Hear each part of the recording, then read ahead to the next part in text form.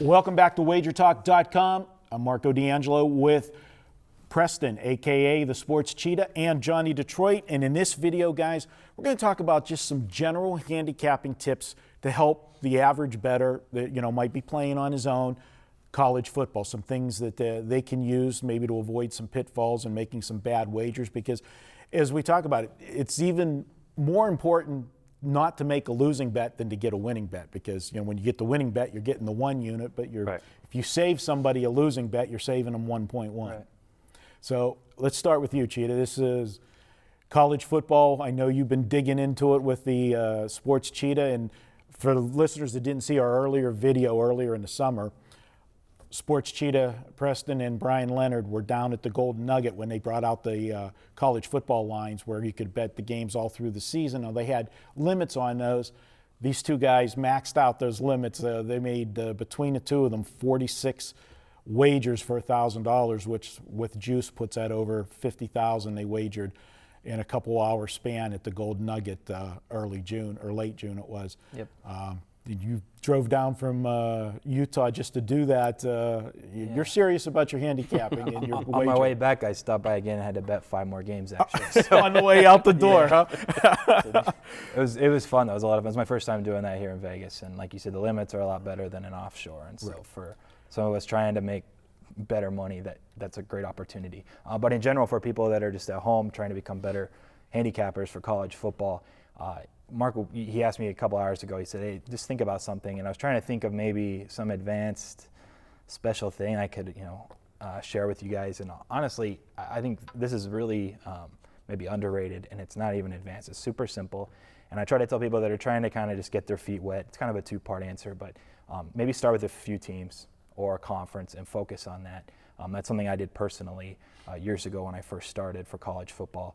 And kind of to take that further, I'd watch a lot of games. That's what, when you watch a game, don't just drink beers and hang out with your buddies. I mean, watch the X's and O's. I mean, you can do that. Edit that part out. You're allowed to do that. That's what you have DVRs for. Yeah, that's true too. I watch a lot of games back a second time actually, personally. But it's almost like watching game film. Watch for X's and O's. Watch, the movement the O-line makes and creates when they have separation for a hole for the running back. Watch defensive backs. Everyone usually just watches the quarterback or the running back to see where the ball goes. But actually kind of try to get a read and feel of how these teams and their positions impact a game. And I think that'll kind of give that person, then when you're going back to that first start, if you're just focusing on a few games, you can't watch every single game.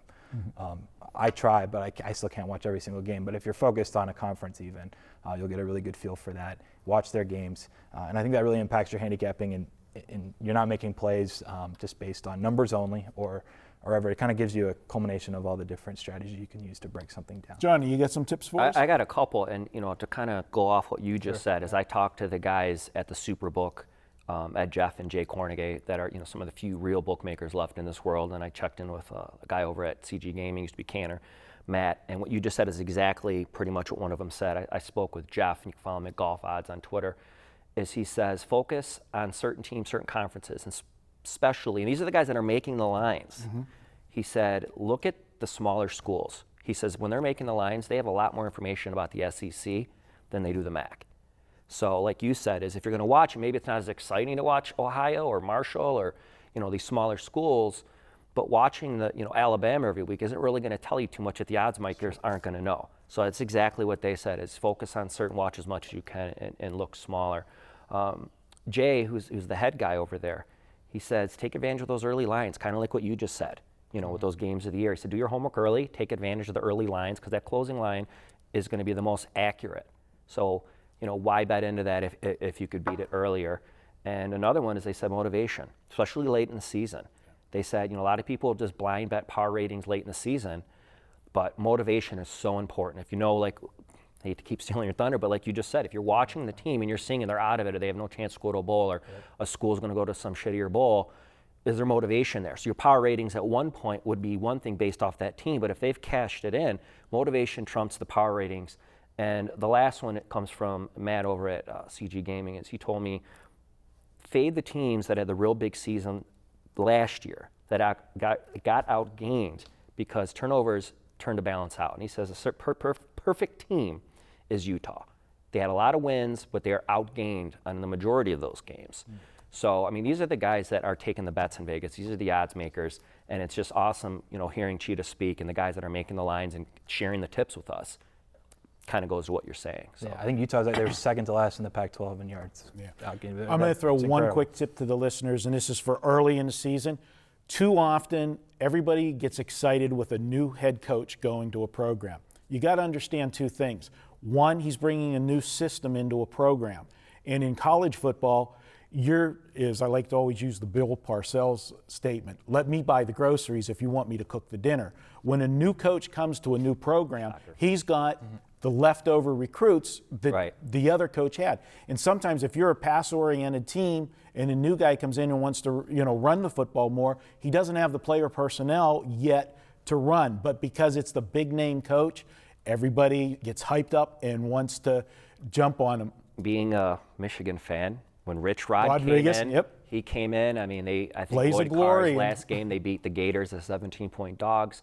He comes in, and as we all know how the Michigan, So those teams tend to be overrated.